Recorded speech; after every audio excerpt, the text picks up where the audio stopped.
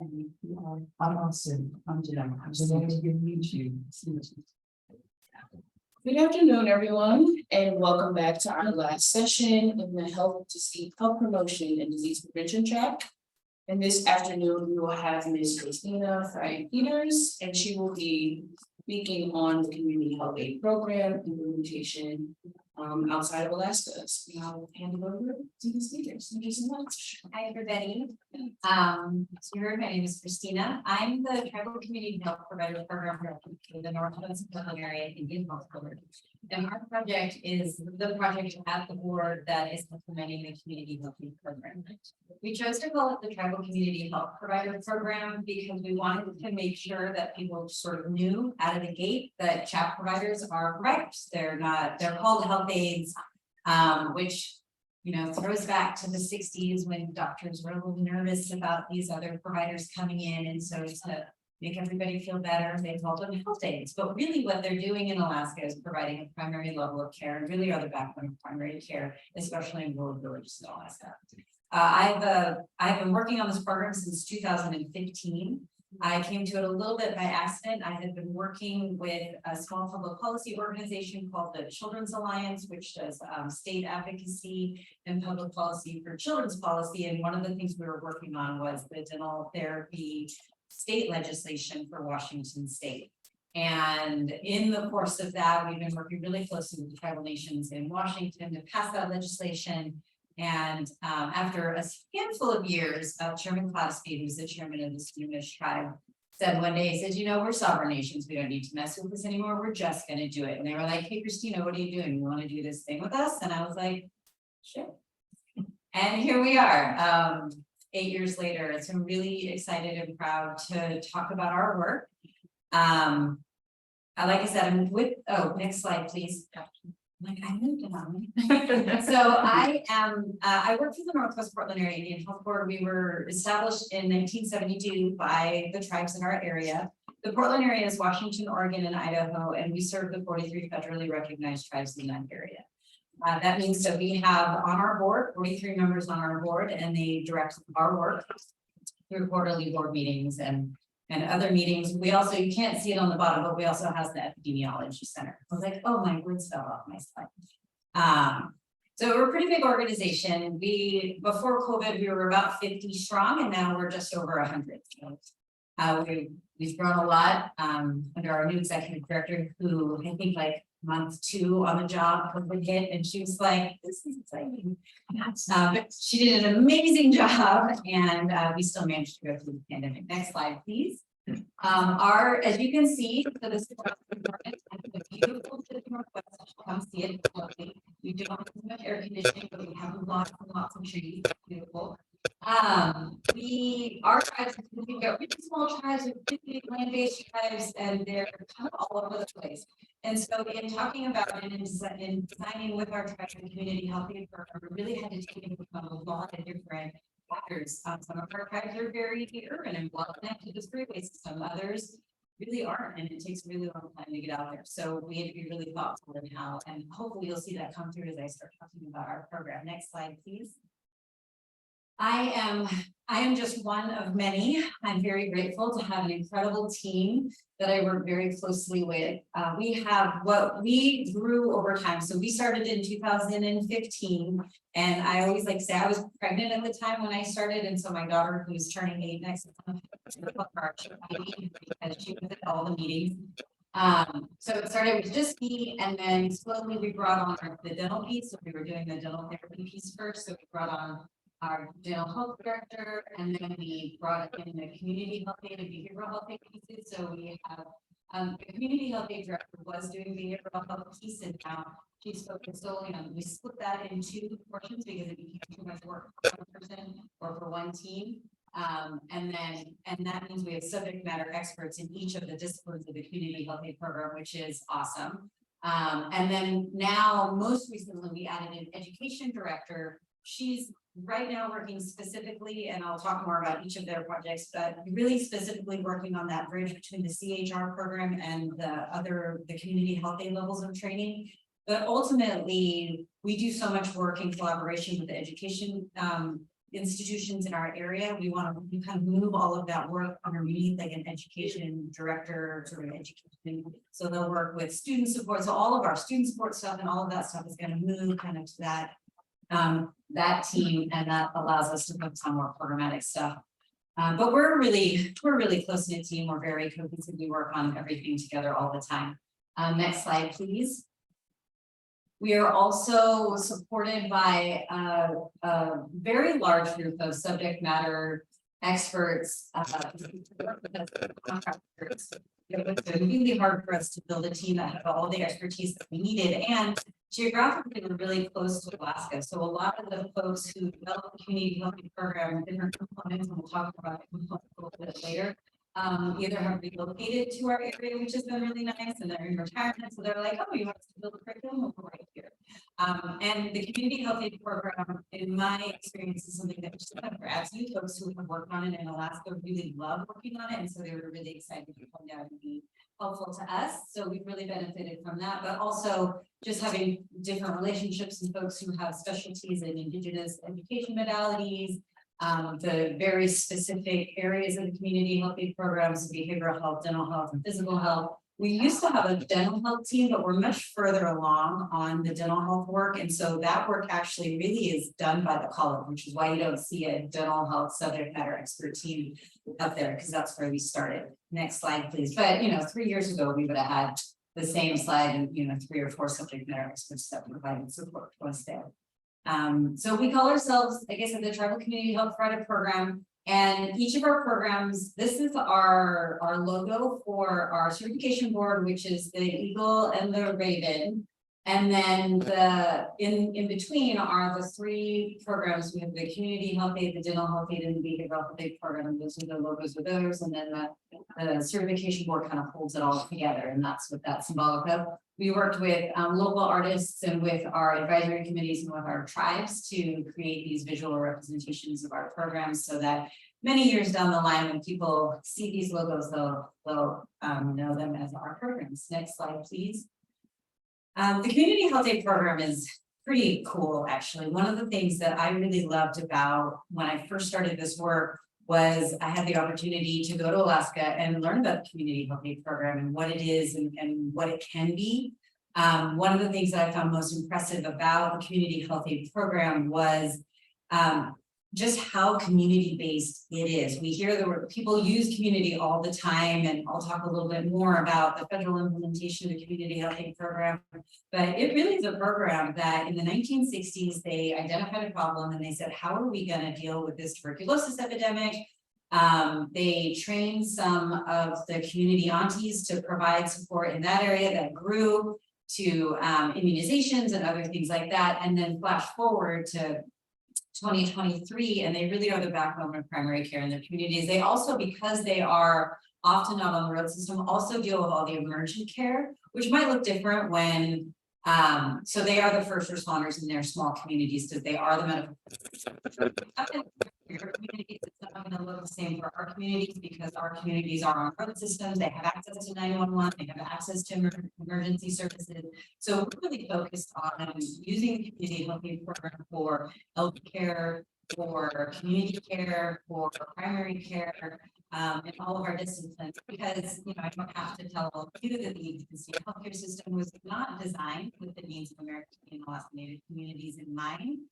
There are multiple barriers to care and also multiple barriers to health provider education. And I think that's the other part of the community health aid program. It's not just what the community health aid program does, it is educates the providers and it provides regulatory infrastructure for them to go into your tribal health programs and provide the care that you need. The way that we talk about it in the Portland area a lot is, and the way that we started the work was to really look at what gaps we had in our program and say, if you could have a provider, any kind of provider, what would you want them to do? That was really how we started to think about what the community health aid programs would look like for us. CHAP was designed to sit outside of the state regulatory environment. So, I did talk about, and this can be a little bit confusing, I did talk about the state legislation that we did for dental health aid therapy. And in the federal law, there's a line that requires that interaction between the state with the state for the dental health aid therapy part of the community health aid program, but none of the other require that kind of state intervention or state work. Really what we do with the states, we work more on integrating community health aid program into our Medicaid programs so that we can make sure that our providers are Medicaid billable, and we have a great relationship with our states. So that's been a very collaborative relationship, but you won't need legislation for the different areas in community health aid program. I can't say that enough because it is very confusing. And we don't have time to get into the politics of why that's true, but and then the other thing that I really like about the community health aid program is that our clinics are understaffed. I mean, it's just a reality that even in some of our tribal clinics that are close to that, what we call the I-5 corridor, which is maps out of there anymore, but runs through Washington, Oregon. It can be really hard to find providers that want to stay in our communities, or to find the kind of providers who want to stay and grow the health programs in our communities. Sometimes tribes get really lucky and they get these amazing providers and they come in and they're excited and they want to tell these providers, you know, and so it really having folks who want to live in those communities, it's hard to take care of your own community, and I don't want to diminish the reality of, you know, like being in a medical position and having your aunties and your cousins come in and ask for things they shouldn't ask for. But at the same time, it is also a unique opportunity for you to improve the health and well-being of your community. So we're excited about the community health aid program for a lot of reasons. We talk a lot, you can go to the next slide. We talk a lot about the social determinants of health. When we first started looking at the community health aid program with our tribal leaders, one of the things that really stood out for them is that it isn't just bringing more providers to tribal communities. It's about sort of building up infrastructure that is supportive of American Indian, Alaska Native students who want to complete the education programs and become providers in their own communities.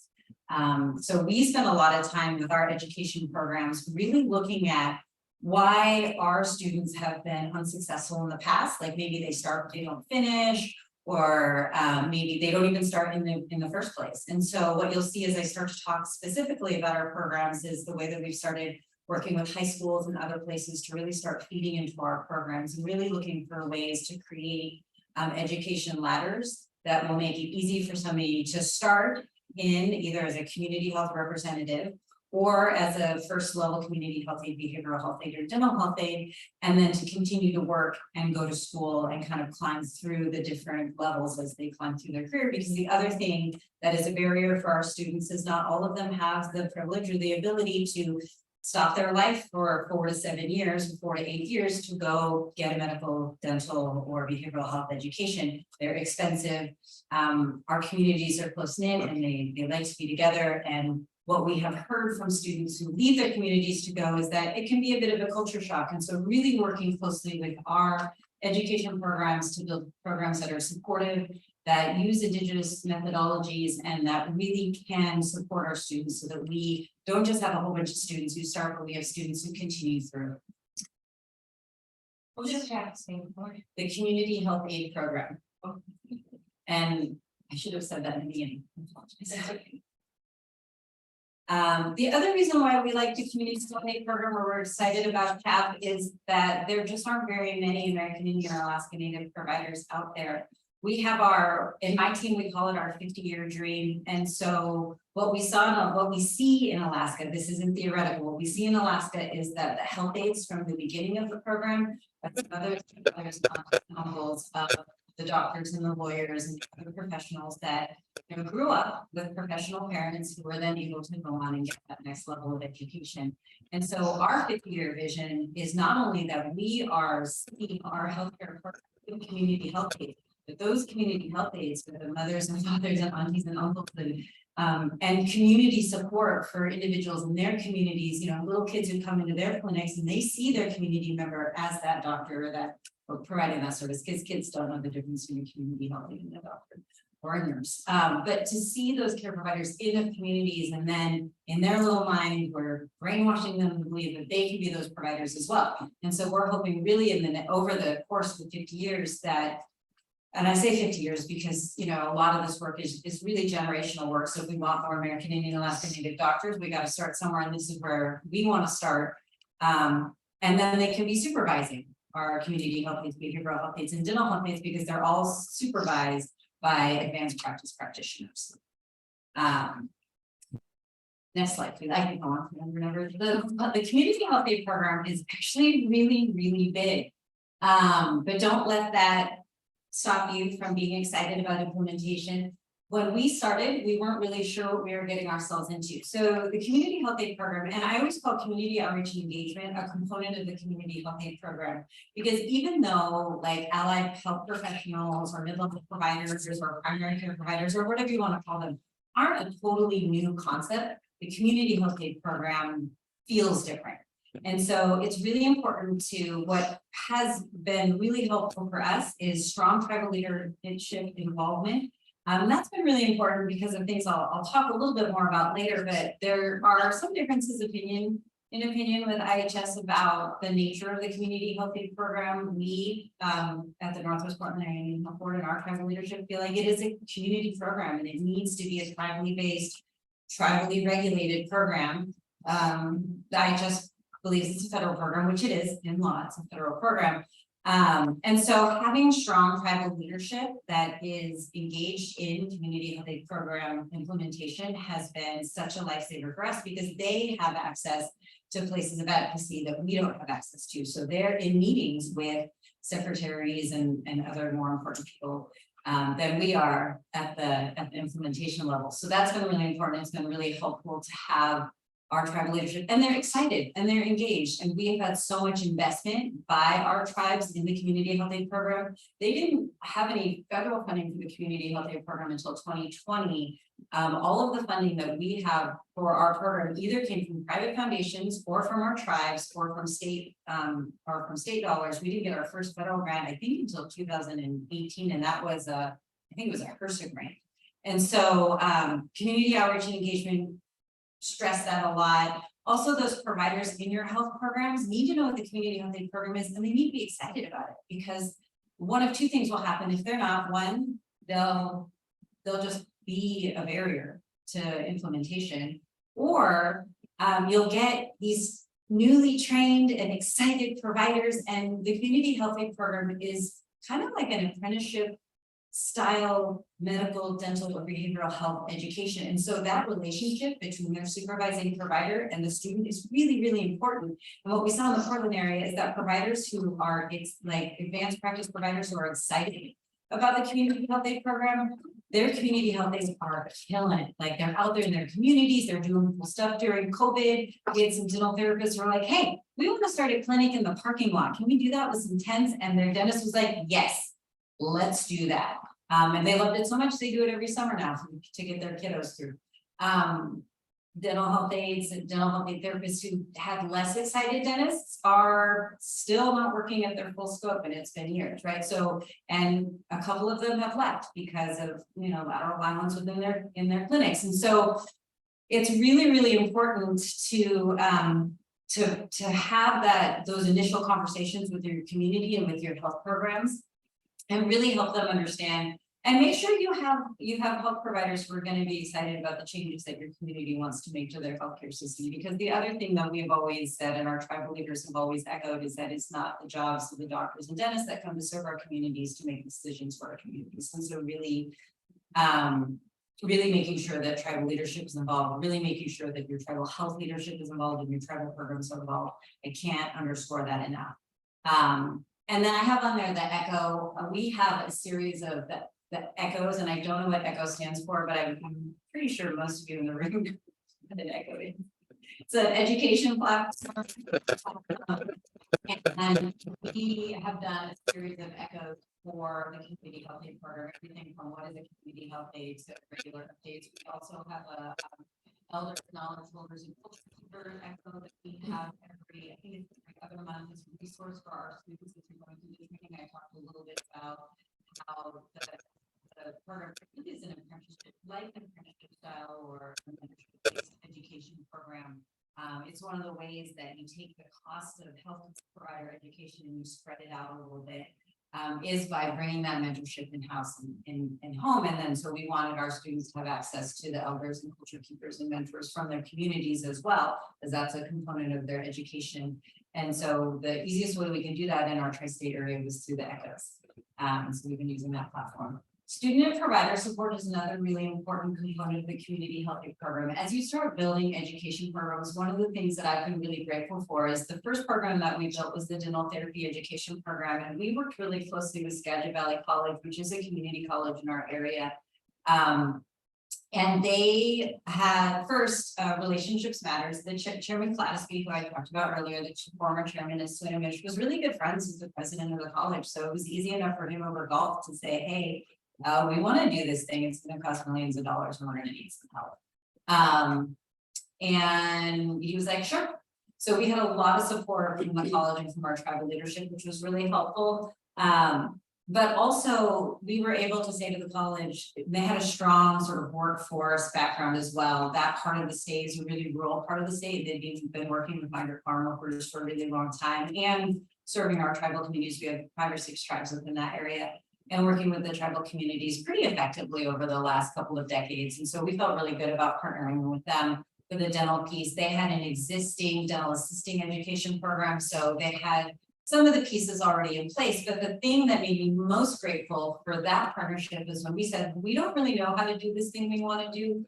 And you might not like it because we're going to challenge some of the ways that higher education has been delivered to our students. And they said, we don't know what that looks like either, but let's try it and see how far we get. And it was like, what? Because we had talked to other education programs who were like, we just can't do that. We can't, we can't waive prerequisites. We can't do this. We can't do that. And we were like, well, if you can't do that, then we can't do this other thing that we wanted to do. And we love that Skagit Valley College was like, we don't know what it looks like either, but let's try it. Here are some resources that we know are available through the state, because what we wanted to do is we wanted to embed some of the prerequisites in some of the other courses. And so like through another state program that they knew about, we were able to embed secondary professors so that kids could get they're not kids, they're adults, but so that our students could get not just English tutoring, but they could be getting English credit, within some of those classes and getting the support they need in math and things like that. The regulatory infrastructure is one that is it's kind of a moving target. We looked at the regulatory infrastructure of the community health aid program in Alaska, and the way that the community health aid program in Alaska works is you've got a certification board, and it is seated by a different representation of the different disciplines of the community health aid program. And then the Alaska has like CHAP regions, which are closely aligned with their it's like their corporation regions.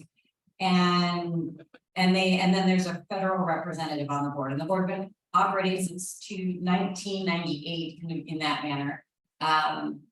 They meet every quarter, they go through applications every quarter, they have a manager who kind of manages all of that, all the paperwork, all the data storage, all the data collection, all those pieces.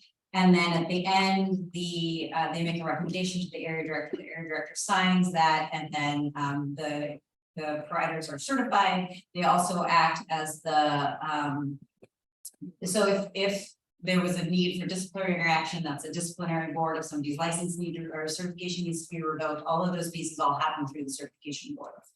So, so that's what we started to create in Washington. That's what we have replicated in Washington, Oregon, and Idaho, in the Portland area.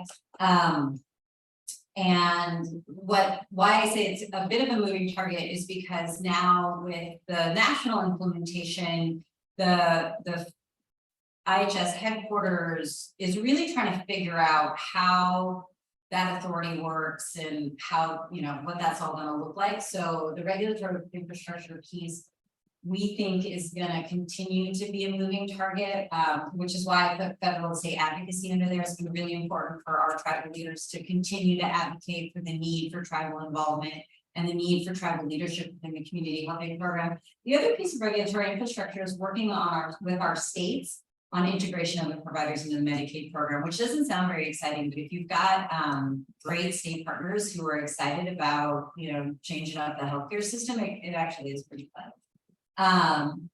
So the regulatory infrastructure piece, so we've got certification boards, the standards and procedures, so those are like that outlines the minimum training requirements and the scope of practice for each provider at each different level. And so that's kind of the guiding document for your certification boards on which they base certification. Academic review committees are where all of your experts in the different disciplines sit, so that your standards and procedures are state of the state, state of the minute, state of the practice. And they provide subject matter expertise to the certification board, and then that administrative support. I can't stress how important it is to have somebody documenting, keeping track of everything and keeping everything stored. Our education programs are pretty fantastic. That's going to be the most expensive part of your community health aid programs, because education programs are just expensive. They're expensive to build, they're expensive to maintain. And you'll see later in the slides, there are a couple different ways we did it. With the dental therapy education program, we worked with the state college.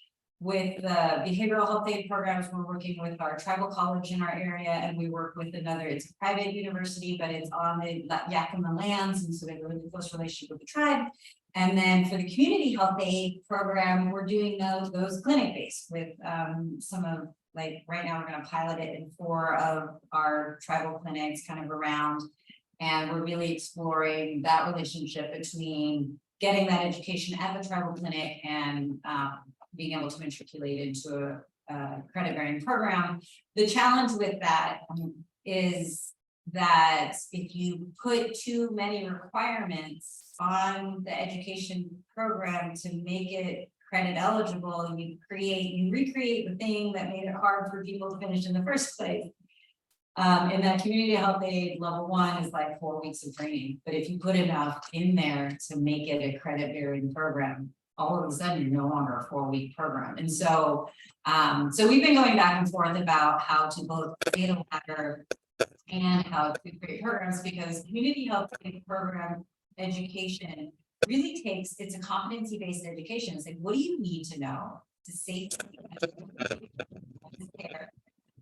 All of the health aides work off what's called the community health aid manual, which so I forgot to add a community health aid manual up there, but the community health aid manual is like, it's like a book, well, it was a book and it's on iPads, where it's like, somebody presents the earache, so you flip to the earache section and it, essentially gives your health aid checklist. And that's how, because health aides, well, I don't want to get too far into the weeds about what health aides can and can't do, but really, like, I'm just trying to highlight some of the things that we've grappled with, because we are trying to be really thoughtful about how can we create sort of these education ladders, because one of our goals is around economic development.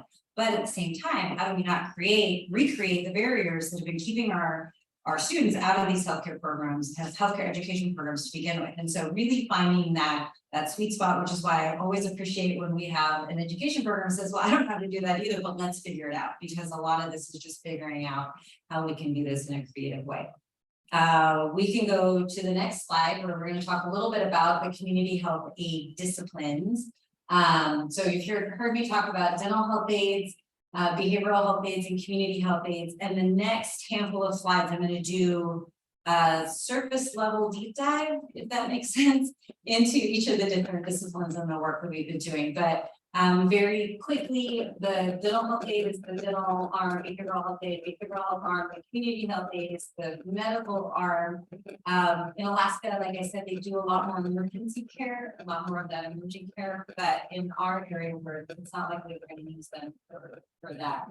Although we were talking to one of our dental clinics who likes having their dental therapist there in the morning. They have emergency hours every morning for people who can come in the morning because they're having a dental emergency. And she says it's so great to have a dental therapist who can triage folks into who actually needs to see a dentist and who can be seen by a dental therapist, and their emergency time is much more efficient as well.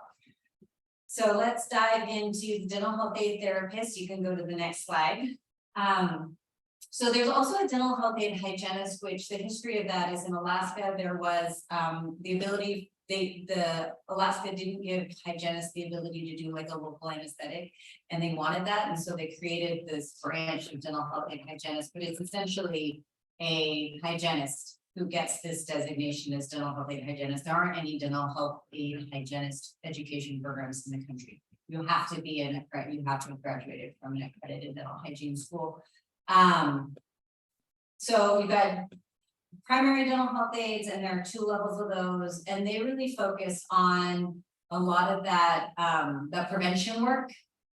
Expanded function dental health aides, they do more of they're more akin to like your expanded function dental assistants, where they're doing more of the restorations. And so when we talk about it, like you'll see primary health aides working really closely with your hygiene staff, and then your expanded function dental health aides will work more with like your dentist staff. And then dental health aide therapists, they can do dental exams, they can diagnose and treatment plan within their scope of practice, and they can remove decay, they can restore teeth, they can do simple extractions, or I should say non-surgical extractions, because I've been told over and over again, there's no such thing as a simple extraction. And then the dental health aide therapy education program, our program is also accredited by the Commission on Dental Accreditation because of that interaction with the state. All 3 of our states required graduation from a CODA accredited program, which like doubled the price of our education program, but that's cool. We still did it, we got it done, and now our education program can be utilized in all 3 of our states, but also 2 of the 3 states have now passed statewide dental therapy legislation, and not just tribal dental therapy legislation. Idaho has only tribal dental therapy legislation, but that means that now our students are competing with students who want to work at FQHCs and other places. Which, it's a program built for tribal students, and so we still have, I think almost the whole incoming class is gonna serve our tribal communities, but it does open that up to other students, which is cool, because then it's good because it's more sustainable. And so we're gonna, over the next few years, just look at that balance between making sure that our tribal students are still getting what they need, but the college is also getting the student numbers that they need in order to have a sustainable program. But what we're experimenting with right now, or piloting right now, is the dental health aide education programs for the lower levels of dental health aides. So we will go to a clinic, we'll train the trainer, and then that dentist or that hygienist provides that education for those primary levels and expanding function levels of dental health aides, so they don't have to go to this other program. And then in a few years, because it's unlike the other levels of community health aides, dental health aides and dental health aide therapists, because the scope of practice is so much more advanced for dental health aide therapists than it is for an expanded function dental health aide. Once you start cutting into teeth and removing them from people's faces, like you just need a lot more education for that than you do where you're just filling in something that the dentist already had. So I don't want to get too far about that because I will run out of time. We started working on dental therapy in 2015 and 2016. We started both the Oregon Dental Therapy Pilot Project, and Swinomish said, "You know what I'm going to do? We're gonna hire dental therapists and come sue us." And so they did in 2017. And the Dental Association said, "Oh, I guess you can pass your legislation to stop blocking it." In 2018, we did some feasibility studies for the education program and set up an advisory committee and did all the work to do that. In 2019, Idaho passed dental therapy legislation just for the tribes. In we missed 2020. Nothing interesting must have happened in 2020 except for like a giant global pandemic. And then in 2021, we don't even want to put it on our slides. We're just taking it out. That year doesn't exist. 2021, Oregon passed dental therapy legislation. 2022. Our dental therapy education program got CODA accredited, and then in 2023, Washington passed statewide dental therapy legislation. In Oregon, the legislation was statewide because we had done it through a pilot project. There were 2 pilot projects in the state. There was ours, and then there was one that they did with hygienists, and it became pretty clear that we were going to pass statewide legislation. Next slide, please. We work with so there are 2 dental therapy education programs in the whole country that are CODA accredited. CODA is Commission on Dental Accreditation, is the accrediting body for dental schools and dental hygiene programs. So there are 2 in the country, and they're both tribal, so that's cool. The Swinomish and Skagit Valley College partnership, which is called the TIBUS, which means in the Lushootseed language, like person who smiles. And then Ilsavo, their program is the Alaska Native Tribal Health Consortium. You can go to the next slide. You know, our dental health aid program goals are really about trying to figure out how we can get some of this education into our communities and into our clinics so that our students don't have to travel so far, and really how to integrate these into our communities so they're most valuable. You can go to the next slide. We were asked to include some of the in the weeds stuff about them, and so you can kind of look, this is a dental health aid kind of skills overview where you can see some of the types of things that they are educated in. We totally took a shortcut when we said accredited DHAT program, but our DHATs are doing, they do a lot more. They do head and neck anatomy. They learn how to actually use those hand pieces to drill out teeth and stuff like that. So this is just a training online. These slides, you'll have access to these slides, so you can kind of go through them yourselves if you're more interested in what their training and preceptorships look like. You can go to the next.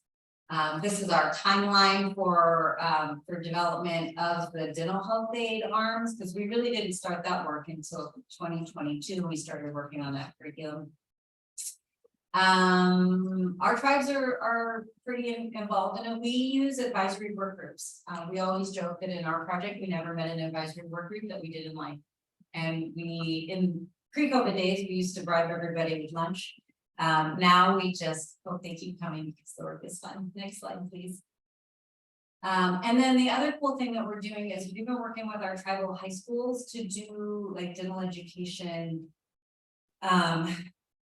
Like they do a health provider education unit, many of them do, and so we've integrated ourselves into that. What we're really looking at is trying to teach the core curriculum courses so that when they graduate from high school, they are set up for community health aid level 1 to level 1, behavioral health aid level 1, or dental health aid level 1 training. But it looks different in different with different schools of what we've managed to do. At one school, you know, we had one of the instructors, like, I guess there are a bunch of TikTok diseases out there. And so they gave a teddy bear all these TikTok diseases, and then the children would do an exam of the teddy bear and then diagnose it based on this TikTok disease. But, you know, fun things like that are engaging for children. They get to do for the dental piece, because there's a lot of science in dentistry. They get to do a lot of science experiments. They don't get to make things blow, which is what they always ask, but they get to do other things with chemicals. And then, you know, we should all do a little stretch before we get to behavioral health aid. This is a long presentation. I have 1,000 slides, and we have a lot to cover. This is like the 7th inning stretch. So let's all just stand up, you know, just keep our blood flowing.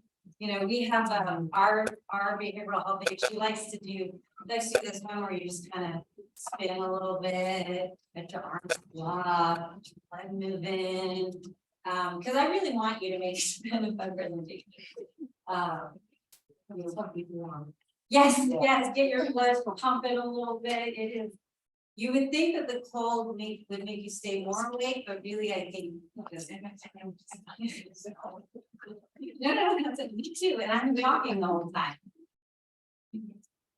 All right, we're going to talk about behavioral health aid. We can go to the next slide. The behavioral health aid education program is the newest of the community health aid branches, and not surprisingly, it's the longest. They're the long. Each level is level 1 is a year, level 2 is another year. Each level is about a year.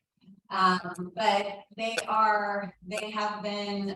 We've been educating them in our 2 colleges. And so far, so good. Okay. Next slide, please. We started this work in 2017.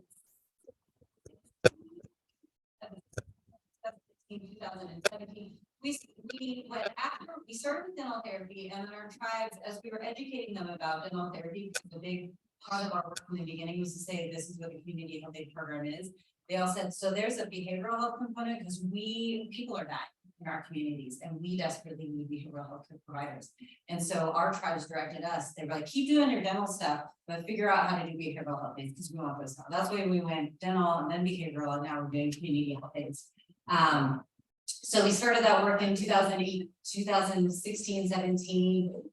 We had established a behavioral health aid advisory group. And so what they did is they took the Alaska Standards and Procedures And they kind of went line by line to really understand what was contained in the behavioral health aid program, and then they wrote standards and procedures for us.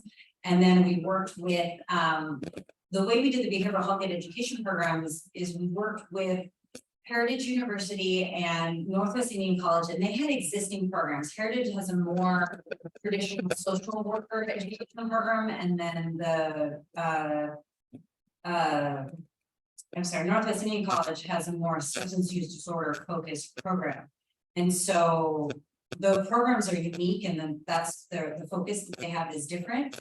And then we just built on top of those programs what was missing in terms of like, we did, and I know people like to use the word crosswalk, but we did kind of crosswalk between what education of the community behavioral health aid and what programs are already there, and then we just overlaid the behavioral health aid pieces. It was the cheapest way to do it. It actually was great. They're great programs to begin with. They were very tribally focused, and for our staff, it was a really fun way to do it. So we love working with these colleges. They're also creative and interesting. We also sent a couple folks up to AATHC, the education programs up there. They don't really do that anymore. AATHC's not been doing that anymore, and we don't. Our students don't really want to go to the Alaska program, so that works. But we started our first cohort in 2002 for BHA 1. There are also many of them rolled straight into BHA 2. So we can go to the next slide. Talked about our education programs. So one is in Toppenish, Washington, which is Eastern Washington, and then the other is located up at Lummi Nation, which is up in the northwestern corner of Washington. But most of that is available online, so it's the one that we're able to make most of it. The one that you have to be able to go there to do it. So, and there are pros and cons to both. Like it's really, especially if you're looking at how to best support your students, like there is something to be said about having your cohort together. The classes are hard. I mean, it is provider education. And so being able to support each other, to make homework groups and other things like that. Also, there's a thing that we do with online education. I had to do a year of law school during the pandemic, and I was like, because you try to do so much else, so many other things, right? I mean, I'm like cooking dinner and I'm in a law school lecture and my kids are like hanging on my leg. You would never do that if you were in a classroom. And so there are ways that having people in the classroom, but there are also ways that are helpful, because again, I was cooking dinner for my 2 children while I was in class. So there are pros and cons to both. And you know your communities best, so you'll be able to best figure out how to educate them. Next slide. We're recruiting. As always, my staff is always like, we're recruiting. Next slide, please. We have our HRSA grant, or we had a HRSA grant that allowed us to provide our students with a $7,500 stipend, which was really helpful for books and for transportation and childcare costs and other things like that. So that's the other just really tangible things that we've done for our students, is so we always look for funding that we can give them money for the very real expenses of having to go to school. We also have strong partnerships with like American Foundation and a couple others that give us these, like they're, it's like $1,000 or $2,000, but it goes a long way for groceries and other things like that for our students, when we really want them to be able to focus on doing their homework and having their life. So this is a really short, each of the levels again builds on each other. So unless you have an existing behavioral health education, you can't jump into any of the levels. If you're coming in cold, you got to start with BHA level 1, and then you go to 2, and then you go to 3, and then you can go to practitioner. We did have a woman who had most of her social work degree, who started out as in the VHAP practitioner education program, and she's just this week getting certified as a behavioral health aid practitioner.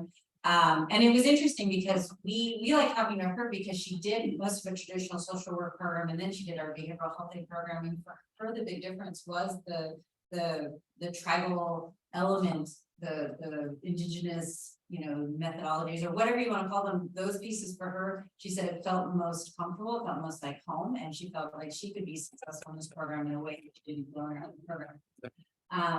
So that was good because we were curious. We're like, what can we do better? Next slide, please. This is kind of like 1, 2, 3, 4. There's scope of practice. You can see there's a lot of case management, crisis management, things like that in level 1. what we see our tribes doing a lot for like big community events, having community health aides and having in the communities at the events, offering support services is really helpful. My colleague calls them the aunties, but that's not to discourage men from becoming health aides, but so often you'll see the aunties running through with their little shirts and say, I'm an auntie, ask me for help. Next slide, please. And then now I'm going to talk about the community health aid arm. And I'm kind of rushing through these a bit because now I'm looking at the time. What time is it? Oh, so we've got 28 minutes. Yes. All right, I think we're going to make it. So the Community Health Aid Program is the newest branch of our work that's headed up by Carrie Sampson Samuels, who I wish she was here with me. She is such a dynamic speaker and she's so passionate about the work that she's doing and she's so good at it. But we really love the Community Health Aid Program because it's our newest project, our newest part of our project. And our tribes are really excited about it, especially in the areas of chronic disease prevention and management, elder care, and little kids. Because, you know, health aides are great for little kids because in general, little kids require a pretty primary level of care. So having that available, it frees up their advanced practice providers for some of the harder stuff. Next slide, please. So community health aid is 4 levels and then the practitioner level. You see we have it's in sessions, and that's kind of where I started. I was talking about it's really hard to take something that is 160 hours of like didactic education and turn that into a credit bearing course, because then once you do that, you really make the program a lot longer. And so we've been looking at how maybe we can combine sessions or do other things like that so that they can be credit bearing. What they did in Alaska is after you complete the practitioner level, so getting all the way through into the practitioner level takes about an academic year. And then what they did with University of Alaska is University of Alaska created a general eds course that they could take after they finish their community health aid course. Because what's missing from a lot of these are your gen eds. Like if you know anything about like the associate's degree or higher education, there's a lot of general education that goes into this. Those are super important, absolutely. But for what we find is that when we embed it into the program, the programs become really long. So what Alaska did with the University of Alaska, they created the gen eds course that just went over. So health aides that just wanted to go get their education, get in, get out, go back to the communities and provide care, they never got their associate's degree. And then health aides that wanted to do that additional education could do that, and then they get an associates of applied science and community health. So for us, you know, same sort of principle, we want to keep all the pathways open. We just got to figure out how we can do that. And you have to find an education partner who's willing to do that with you. We have one college flat out say to us, there's no way we're going to create a program with you that doesn't include gen eds. And we were like, okay. So we're still shopping. But we'll figure it out. It's going to be great. Next slide, please. We started in 2021 because we were able to get the first community health aid program funding was released in 2020 and sent out its grants in 2021. So we got our first grant for the community health aid piece from that. We have since started applying for other federal grants and other grants to sustain the work because there isn't very much federal funding out there. We established an advisory work group because we had already had a community health aid program work group that helped us figure out all the regulatory infrastructure pieces. We very creatively helped us on the tribal community health provider advisory work group. And we also have a Medicaid work group. Like we have all kinds of groups. It's a great way for us to get information from our tribes about the direction of the programs. We did a needs assessment. We kicked off our work with the needs assessment. That's where I was talking about. We're like, hey, if you had a health provider, you want to go, we want to do it. That's where we identify that our tribes really want to help the population. We really want to help the population. We want to help their chronic disease management. Those are the areas that we wanted our health and education focus on. And then we started curriculum and bootcamp development, which are really which is cool because there are only so many ways to teach how to do a suture, but one of the many things on our to-do list are so a lot of the photos that are in books and education materials are of older white men doing procedures.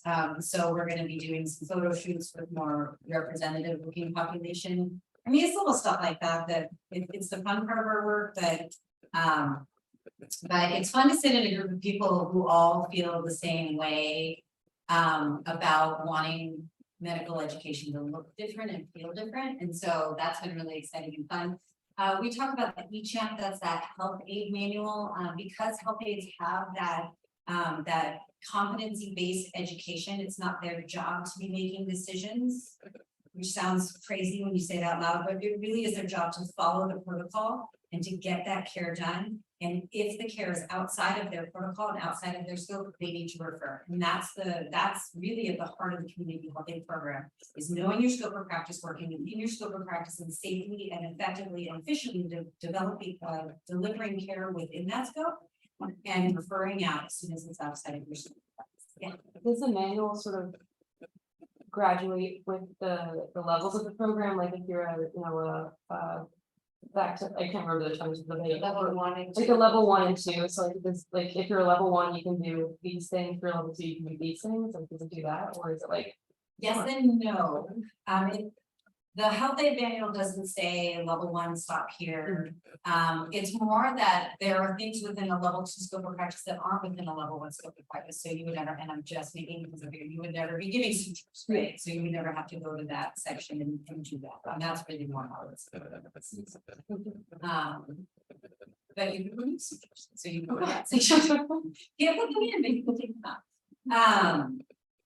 Let's see, and then, so as we talked about in 2024, we're really looking at how we can start, we're gonna pilot it a little bit. We like to try things out and then get more information and then try again and get more information. Our tribes like that too, especially with the community health aid program, because we really see this as an opportunity to create something that is going to be of real value for our tribes. And so doing it like a little piece at a time really gives an opportunity for them to weigh in every single step of the way. So we don't show up and say, we built you this thing, and they're just like, it's really like they have been in the sausage factory with us and they did all the sausage making, and then what comes out of the other end is hopefully a product that they can be as proud of as well. Next slide, please. Interesting. Can I ask you a question? You're talking specifically about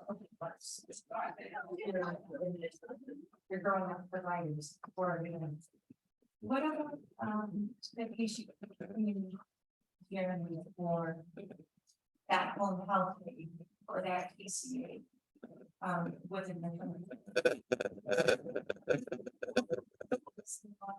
is that, did you have information relating to that, or is it just behavioral health and providers services that is part of this? So our like Lummi Nation, for example, that's exactly what they want the community health aides to do. They want them out in the communities providing care. They want them doing so. They really struggle with elders that want to live at home, like age in place. I can't remember. And so both the behavioral health aid, dental health aid, and community health aid branches can be trained to go out and provide that care. The biggest challenge with that is comes back to billing.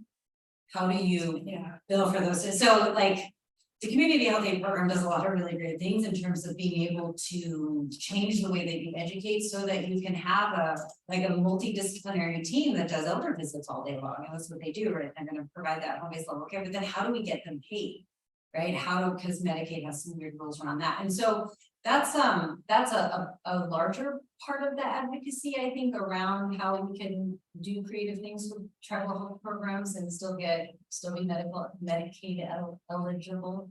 But yes, that was a very long answer to your questions. Yes, those That was the answer. I appreciate you because trying to do that myself when we're trying to serving and I'm running in circles. Yeah, it's really hard. Yeah, it's really, really hard. We had this great idea one day. We're like, oh my God, we should give all the tribal health, but all the tribal police like behavioral health aid training, because they are often in places where they are dealing with people in crisis. And somebody says from the back of the room, how do we bill for that? What starts the encounter? We're just like, oh, money ruins everything. But there are really cool ways that you can integrate it because the training is relatively short. Like I mean, we were ripping off like, oh my gosh, and then all of our tribal court staff should get this education, like we should do all, everybody should be behavioral health aide. Anybody who touches a person who might be in crisis should get behavioral health aid training. And then we were like, well, if you really wanna be able to build for those kind of services, we really have to figure out how to start that in.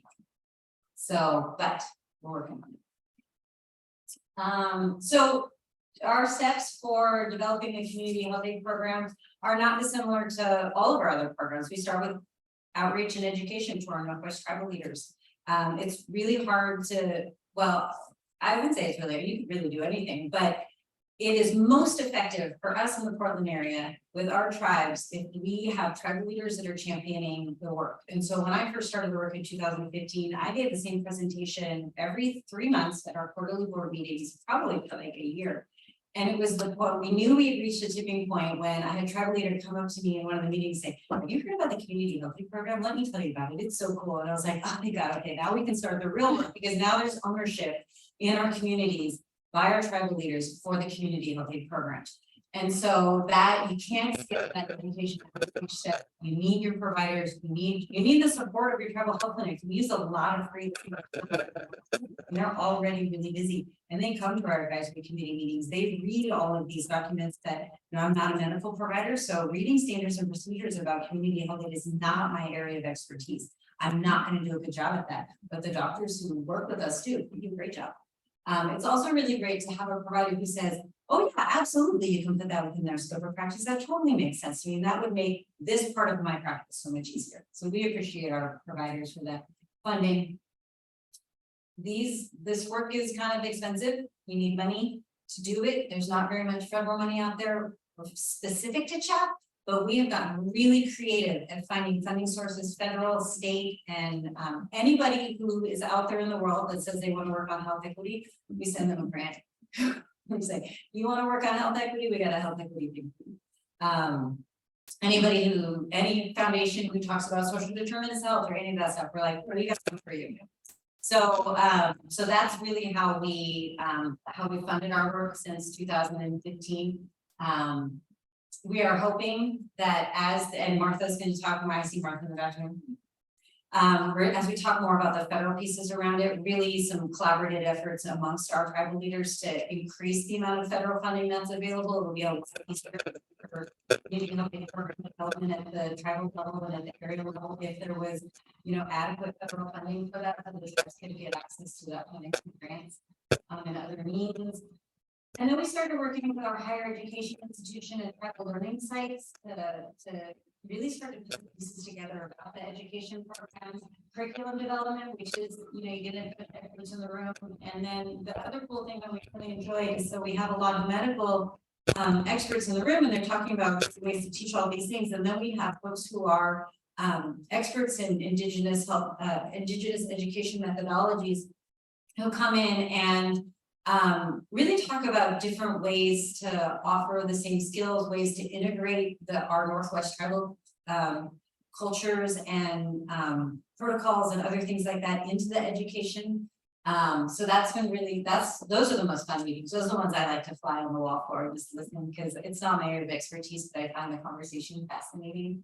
And then how are we going to staff the education programs, student recruitment and orientation, and then integrating them into our tribal health systems, into our Medicaid reimbursement. Another big arm of our program is really supervising provider education. Not surprisingly, sometimes health providers can be a little bit rigid. They have a big responsibility. So not at all saying that they shouldn't be a little bit rigid. They have a big responsibility in being healthcare providers. But at the same time, like every now and then you work with one and it's so refreshing because they're so creative and they're so interested and they're really excited about bringing on health aides. And sometimes you work with them and they're Debbie Downer. So pick good ones. And then really, and that's that advanced practice providers, supervision support, really giving them the tools that they need to be good mentors. You know, people don't come out of medical school or dental school or behavioral health school as great mentors. And so really giving them the support that they need to be the mentors that our students deserve. I just ask a question. When you're talking about the child student, whether it's behavioral health, a dental or a provider, Now, they are certified, they carry a license or no. Our chat providers, yes, So when they're done with their schooling, they have their degree or.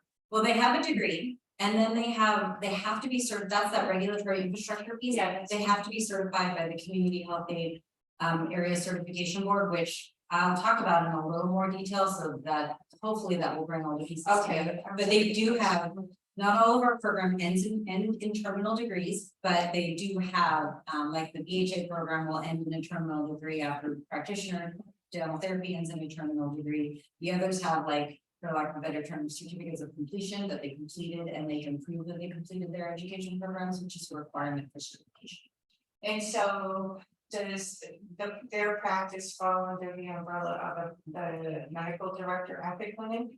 Or, So they will practice, and the language that you hear a lot is they practice under the license of their supervising providers, much like another allied health professional. okay, They are supervised, they're all supervised providers. okay, yeah, thank you. Next slide, please. So this is just another, like, kind of visual of our community health aid education program and how we're doing that. You can go to the next slide. I talked a little bit about the CHR work that we're doing. So this is the newest arm of the work that we're doing is, first of all, what our communities and Washington, Oregon, and Idaho don't use community health aides as much as like the Southwest do and other areas do. But there was a lot of confusing in the beginning because they both have community health in their title. And so first we wanted to honor that community health representatives are very, very important members of your medical team and of your community. So we wanted to start there. The community health aid program isn't to replace that. What we did hear over and over again from our providers is that, you know, they will have CHRs for 10 or 20 years who are doing great things in their communities, but there's no place for them to go, like on their career ladder, if you will. And so what we really wanted to look at is how could we, through CHR education, embed some without, again, it comes back to that question of how do you embed more education or more training into a program without making it so big that you create a barrier. So what we wanted to do was embed community health aid core curriculum. And so that core curriculum is stuff like, it's like, we use like trauma-informed care or some of those other units that all of our health aides have to have. And so we call it our core curriculum. So one, it tells you what the health aid program is. Two, we added some of that stuff in there that will be repeating themes throughout your education. So historical trauma and all those other pieces. And then we put it in our core curriculum. So we can go to the next slide. And so we started working through I think it's a HRSA grant, to take existing CHR programs, and we developed this core curriculum, or we had been developing it anyways, and then we put it in there, and we are actively recruiting for our first test students, pilot students to go through this new curriculum. And it's attractive because through this HRSA funding, we're able to give them like a $4,500 stipend and cover their tuition costs. So we've been doing that. You can go to the next slide. What that looks like. So you have here in the middle the CHR, CHW core curriculum training. And after they finish that, they can go out and become CHRs or CHWs and have fantastic careers for the rest of their life as a CHR. If they want to move on to the next stage, to another stage in their career, or life takes them somewhere else, or they want a new challenge, or they're feeling stale in their work, because they have that core curriculum, they can go straight into training for the primary of any of the levels, level ones.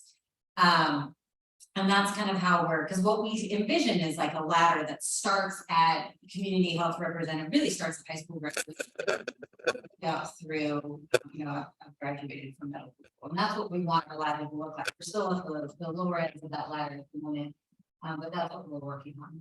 Next slide, please. This one has a lot of small print on it, so I encourage you to look at it on your own. But you can kind of see, we have the Alaska standards and procedures on the side because we don't have standards and procedures yet for community health aid on our side, and everything is going to be based off the Alaska standards anyway. And so that's what that kind of like far right side says. So this is how we are meeting the requirements for the standards and procedures. You had asked about the training requirements, it's all in there. And then that's how we're kind of getting on through that. So we can move on to the next slide. This is Stephanie Christian, who was a community health aide. She's a physician associate is what they're calling them now. And she was working in Alaska for many years as a supervisor for community health aide, and then moved to Oregon with her family and found us. So we're very excited to have her, because one of the great things about working with somebody who has been is a champion of community health aides, but also has worked in the program, because it's like your own family, you know all the holes, you know all the things that are wrong with it. And so it's been great to have sort of her helping us look at ways that we can also improve upon a really good program already, making it more accessible for our students or more usable for the clinics and things like that. So we are actually recruiting for our first for the office cohort. I think applications close at the end of the month. It's 3,500 today. I think there's a stipend that's available. I believe they're all online courses. So if you have students that you would like to have to go through this CHR core curriculum for training, please feel free to reach out. We can do 3 big cohorts too. So don't think that you can't pull your students to us. Next slide, please. I don't think we need to go through these. This is really just more information about the community health representative program. Next slide, please. And then these are just the dates. There's 12 hours of in-person skills over a course of 7 weeks. I don't know anything about the online, or yes, 12 hours of in-person skills, which that's one of the things that we're looking at. Can you do that at your home clinic and then be doing the didactic online? So we're looking at those different pieces. Next slide. Now we get to everybody's favorite part, the certification board. This I know we should have done a 7-page record for this one, but I will go quickly through these pieces because I know Martha's going to cover more of it in her presentation as well. But where we started was the Indian Healthcare Improvement Act in 2010 nationalized the community health aid program based on the success of the Alaska program. So a few lines in federal code that says the secretary shall nationalize this program according to the Missouri Society. It's not a direct quote. And then after that, in 2015, Portland area tribal leaders were like, we want the community health aid program. And at that time, Chairman Platsky was the president of the National Congress of American Indians. And he really used his platform as president of National Congress of American Indians to push the issue of the fact that IHS had not started implementing the community health aid program, and it had been 5 years. So in 2016, IHS consulted on whether or not tribes actually wanted a community health aid program. They said yes. And so 2018, based off the comments from the tribal consultation, they formed the community health aid program tribal advisory group that Martha sits on and that I provide technical support to. In collaboration with the IHS, they wrote Circular 2006, which provides kind of the underlying policy for the community health aid program. I'm going to go through some of the definitions in a little bit, and then from there will come the national. They provided definitions for the National Certification Board, the Area Certification Board, the National Standards and Procedures, and the Area Standards and Procedures.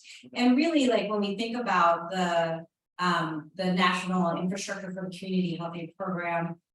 One of the things that we talked a lot about in the very early days was that one, if you're going to go see a community health aid, no matter where in the country you are, we wanted you to know what you were going to get, right? So it's kind of like brand management, if you will. We didn't want somebody to be a community health aid over here, like, I don't know, doing arm amputations and community health aides over here doing shots, right? Like we wanted there to be like pretty, like, this is what a community health aid does. And the federal government is good at that kind of stuff to set those baseline scope of practice, minimum scope of practice, minimum training requirements. They're not good at all the other stuff. But they, it'd be good for them to do that. And that also allows for portability. You never know where life is going to take you. I live in Seattle right now, but maybe my partner gets his dream job or something like that in Florida. I'm going to move to Florida. So it really allows health aides to go from one place to another because gosh, it would be a shame you spent all this time getting this education and then you got to a place and you couldn't do your job.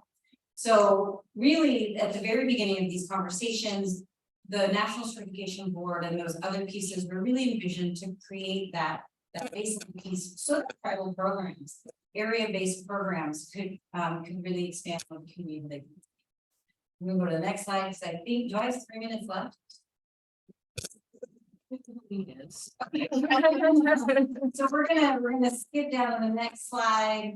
The time I'm really fast. I know you all don't have as much fun as I am. But you can all go through these on your own. These are the different definitions. So of things you've heard me talk about today: the academic review committees, the certification boards, the national standards and procedures, and area-wide standards and procedures. All of those are defined within that circular 2006. You can go to the next slide.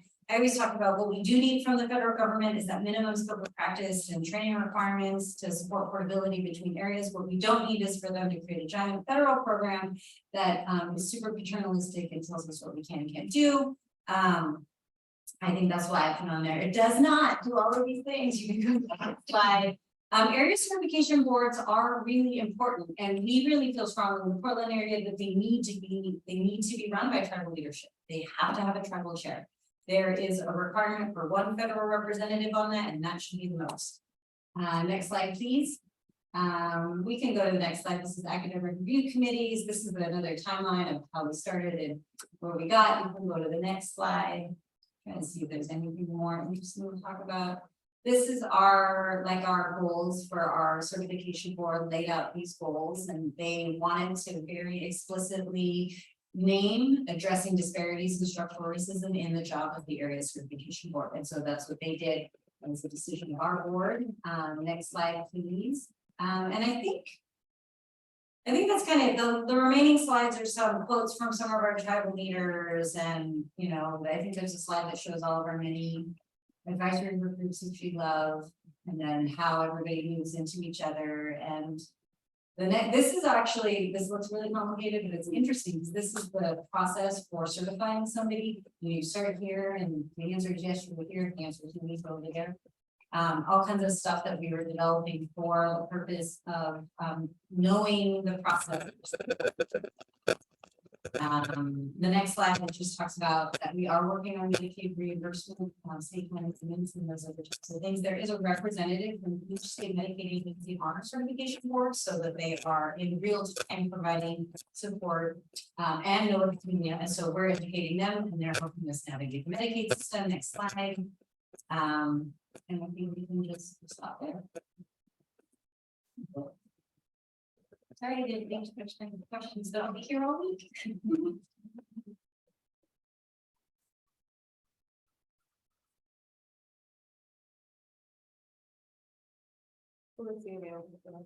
The slides, I believe, are available to you already in the conference app. Or we can send it's a pretty big, because it's got lots of graphics, but I can also email me to. There's a lot of information in it. It's originally they had given us like a 15-minute slot on part of the panel, so I'm glad that we got one more time. I was like, an hour is too much, and now I realize. Be what I was planning my presentation. I feel like I do. But thank you so much for listening. Oh, of course. So have you started this process with anyone yet? The Any of the people? education? Yes. Yeah, so we have 12 dental healthy therapists that are in practice. We have cohorts of 20 at each education program so the BHA ones just completed BHA 1 this year, and many of them are going on BHA 2, and then we're recruiting for another BHA 1 cohort to go in. And then we haven't identified yet, but there's going to be 2 CHA students at each of the 3 pilot sites, and we're going to start that in 2024. So yeah, so we've got. Congratulations. Thank you. That's awesome. And do you get feedback from your student about work for them, what didn't work for them, what could be better? And they're very vocal. They not ask. Okay. Yeah. They have a lot to say, especially if they're check survey.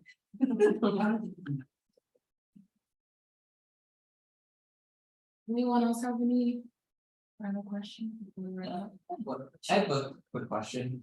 I was just interested in, like, I remember at one point you mentioned the reality of how, you know, tribal clinics and the providers are already overburdened with the existing caseload. And then I think I missed it, but I think you said there was some piece about. How the providers from the chat program like interface quickly with the other providers in the clinic for I don't know whether it's for supervision or something like that, but I was wondering if you could just speak to that a little bit more, like what that dynamic is like in the clinic. Yeah, that makes sense. Sure, absolutely. So there's a couple of different components of it. One is during the education part where it's a very mentoring relationship, and so there has to be, and this is the part where it's a burden on the clinic, where the supervising provider, if they're the one that's going to sign off on that preceptorship, they have to observe the individual doing the procedure, and so that's a drain on our clinics for sure. But then after that, it's a like a referral relationship where just like you would with, this is how we hear it works, right? In the morning, you have your morning meeting with your team, you talk through your cases, and then everybody goes off when they do their cases. Your health aide gets to a certain point and they're like, oh gosh, I really thought you just needed a shot. Turns out you have MRSA. I'm just making up terms. And then, so I can't provide you the care. I'm gonna need you to go back to the scheduler and schedule with the doctor, right? And so that's that relationship. And then what the health aides do, and the dental health aides and the behavioral health aides, it's also like a real-time relationship if they're remote from their provider. These are all providers that can work under general supervision. So what that looks like, for example, in dentistry is like in the morning, they have their morning meeting, they go through all their cases, they talk through what strategies they're gonna use, they go through the cases, they hit a snag and they're like, uh-oh. And so they put out, in Alaska, it's called the radio medical traffic or something like that. They put out a call that says, oh, I need a consult. And so then the consulting doctor, who's a dentist, the consulting dentist will respond to them in a certain amount of time. And then at that point, the decision to refer or to provide care is made. And so it just really depends, but that it's a referral and it's a collaborative relationship with them. What we see when it works well, especially when you start to have more experienced providers in your clinic, it really does expand the reach. And so a lot of that basic scope of practice can be done by those health aides, and then that frees up your advanced practice providers for advanced practice. Thank you, that's a Thank you. You're welcome. Thanks for listening. So thank you again, Ms. Peters, on behalf of USET. Thank you so much. And everyone else have a great rest of your day, and don't forget to take the evaluation that's been listened to. Okay, thank you so much.